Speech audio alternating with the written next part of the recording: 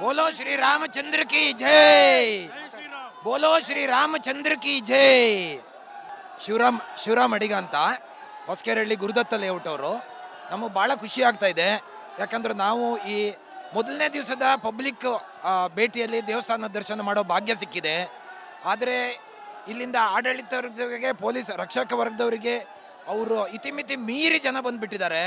ಯಾವುದೇ ರೀತಿಯಲ್ಲಿ ಕಂಟ್ರೋಲ್ ಮಾಡೋಕ್ಕಾಗ್ತಾ ಇಲ್ಲ. ದೇವಸ್ಥಾನದ ಒಳಗಡೆ ಕ್ಯೂ ಸಿಸ್ಟಮ್ ಇಲ್ಲ. ಆಡಳಿತ ಪೂರ್ತ ಮುರಿದೋಗ್ಬಿಟ್ಟಿದೆ. ಜನ ಪೂರ್ತ ಒಳಗಡೆ ಹೋಗ್ಬಿಟ್ಟಿದ್ದಾರೆ. ಅಲಂಕಾರ ತುಂಬ ಚಂದ ಮಾಡಿದ್ದಾರೆ. 2 ಕಣ್ಣು ಸಾಲದು. ವಿಗ್ರಹ ಅಂತೂ ಹೇಳೋದೇ ಬೇಡ, ತುಂಬ ಚೆನ್ನಾಗಿದೆ. ನಮಗೆಲ್ಲ ದರ್ಶನ ಚೆನ್ನಾಗಾಯಿತು, ತುಂಬ ಖುಷಿ ಆಯಿತು. ಆರ್ ಕನ್ನಡಕ್ಕೆ ಅಭಿನಂದನೆಗಳು. ಆರ್ ಕನ್ನಡಕ್ಕೆ ಅಭಿನಂದನೆಗಳು. ಈ ಒಂದು ಸಂದರ್ಭದೊಳಗಡೆ ಆರ್ ಕನ್ನಡನು ನಾವು ರಿಪಬ್ಲಿಕ್ ಕನ್ನಡ ಅರ್ನಾಬ್ ಅವ್ರನ್ನ ತುಂಬ ಇಷ್ಟಪಡ್ತೀವಿ, ಆಯಿತಾ. ಅಂಥ ಚಾನಲ್ಲು ನಮ್ಗೆ ಇಲ್ಲಿ ಮಾತಾಡೋಕ್ಕೂ ಅವಕಾಶ ಕೊಟ್ಟಿದೆ. ಇವರಿಗೆ ಅಭಿನಂದನೆಗಳು. ಆರ್ ಕನ್ನಡ ತುಂಬ ಚೆನ್ನಾಗಿ ಬೆಳೀಲಿ ಅಂತ ಹೇಳಿ ನಮ್ಮ ಹಾರೈಕೆ. ಸರ್ ಆಯ್ತಾ ರಾಮನ್ ದರ್ಶನ? ಭಾಳ ತುಂಬ ಚೆನ್ನಾಗಿರೋ ಮುದ್ದು ರಾಮನ್ನ ನೋಡ್ಕೊಂಬಂದಿದ್ದೀವಿ. ಮುದ್ದು ರಾಮ, ಬಾಲರಾಮ ತುಂಬ ಕಣ್ಣಿಗೆ ಚೆನ್ನಾಗಿ ಕಾಣಿಸುತ್ತೆ. ಆ ದರ್ಶನ ಅದ್ಭುತವಾದಂಥ ದರ್ಶನ. ಯಾರು ಗಡಿಬಿಡಿ ಮಾಡ್ಕೋಬೇಕಾಗಿಲ್ಲ, ಆರಾಮ್ಸೆ ಹೋಗಿ ಬನ್ನಿ, ನಿಧಾನವಾಗಿ ನೋಡಿ. ಒಳ್ಳೆ ದರ್ಶನ ಕೊಡ್ತಾನೆ ದೇವರು. ಖಂಡಿತವಾಗ್ಲೂ ನಮಗೆ ಒಂದು ಸುವರ್ಣ ಅವಕಾಶ. ಮೊದಲನೇ ದರ್ಶನ. ಈ ಥರ ದೇವರು ನಮಗೆ ಸಾಕ್ಷಾತ್ ನಮ್ಮ ಕಾಲಘಟ್ಟದೊಳಗೆ ಅವನಿಗೆ ಒಂದು ಮಂದಿರ ಕಟ್ಕೊಡೋಂಥ ಅವಕಾಶ ನಮಗೆಲ್ಲ ಸಿಕ್ತಲ್ಲ.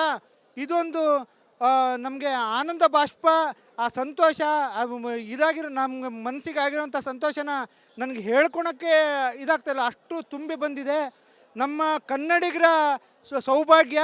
ಈ ದೇವಸ್ಥಾನ ಕಟ್ಟೋದ್ರೊಳಗಡೆ ನಮ್ಮ ಭಾಳಷ್ಟು ಕೊಡುಗೆಗಳಿದೆ. ಇಲ್ಲಿಂದ ಆಂಜನೇಯ ಹುಟ್ಟಿದಂಥ ಕರ್ನಾಟಕ ಹಂಪೆ, ಅಲ್ಲಿಂದ ಶಿಲೆಗಳು ಬಂದಿದೆ. ನಮ್ಮದೇ ಶಿಲ್ಪಿ ಕೆತ್ತಿರೋಂಥ ಭಗವಂತನ ನೋಡೋಕ್ಕೆ 2 ಕಣ್ಣು ಸಾಲದು. ಕೆಳಗಡೆ ಫೌಂಡೇಶನ್ ಇಂದ ನಿಂತಿರೋ ರಾಮನ್ವರೆಗೂ ನಮ್ದೇ ಸರ್. ಕರ್ನಾಟಕದ್ದು ಅಲಂಕಾರದ ಬಗ್ಗೆ ಹೇಳಿ ಸರ್. ಅಲಂಕಾರ ಹೇಗಿತ್ತು? ನಾವು ಹೋರಾಟ 92 ಇಟ್ಟಿಗೆ ಕಳಿಸೋದ್ರಿಂದ ಹಿಡಿದು ಹೋರಾಟ ಮಾಡಿದ್ವಿ. ಆಮೇಲೆ ಅದನ್ನ ಏನು ಮಸೀದಿ ಇತ್ತು ಅದನ್ನ ಹೊಡೆದಾಕೋದ್ರಲ್ಲಿ ಕೂಡ ನೀವು ಬಂದಿದ್ರಿ ಅಯೋಧ್ಯೆಗೆ? ನಾನು ಅವಾಗ ಪೂರ್ತಿ ಬರೋಕ್ಕಾಗಲಿಲ್ಲ. ಬಟ್ ನಮ್ಮ ಸ್ವಯಂ ಸೇವಕರು ಬಂದಿದ್ರು, ಕರ್ಸೇವಕರು. ಬಟ್ ಇಟ್ಟಿಗೆ ಎಲ್ಲ ಮಾಡಿ ಕಳಿಸಿದ್ವಿ. ಬಟ್ ಈ ನಮ್ಮ ಜನ್ಮದಲ್ಲಿ ಇವಾಗ ನಾವು ನೋಡ್ತೀವ ದೇವಸ್ಥಾನ ಅನ್ನೋ ಒಂದು ಕೊರಗಿತ್ತು. ಅದನ್ನು ಮೋದಿಜಿಯವರು ಈಡೇರಿಸ್ಕೊಟ್ಟವ್ರೆ.